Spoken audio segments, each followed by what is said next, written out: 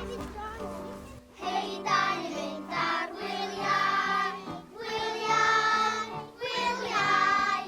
Hei, da ni'n mynd ar wyliau, wyliau, wyliau.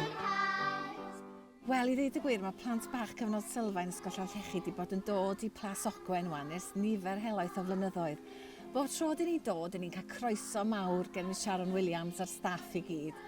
A mae'n fendigedig i ddeud y gwir, os mae plant bach ni, maen nhw wrth i bodd yn canu ac yn anffodus dyddi yma, achos Covid, da ni'n gorfod canu tu allan, ond mae'n ffrindiau ni yn Plas Ogwen yn clywed wrth ffenest, achos mae'r ffenest ar agor. A mae'n gweithio'n dda, a dyn ni'n canu canuon traddodiadol fatha maen nhw'n canu rwan, sosban fach a cael o'n lan a pethau. Dim maen nhw'n gallu ymuno i mewn efo ni.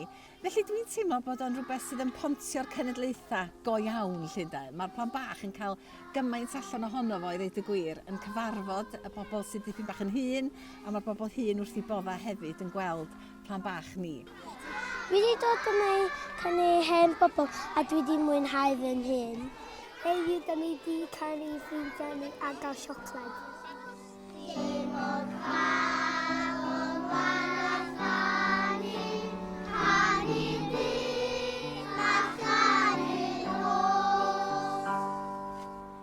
Mae prosiect fel hyn yn andros o bwysig oherwydd mae llawer iawn ohonyn nhw, sgennyn nhw ddim neinia teidio ac yn y blaen, a felly maen nhw'n dod i gyfarfod pobl sydd yn hŷn, a maen nhw'n dysgu hefyd beth yw'r gair parch, a pa mor bwysig ydy yr trigolion sydd ym Mhlas Ogwen.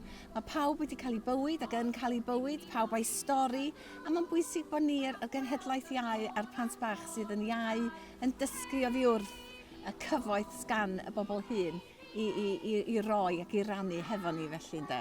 Mae'n ffrindiau ni ym Mhlas Ogwen wrth i bodda yn ei derbyn nhw.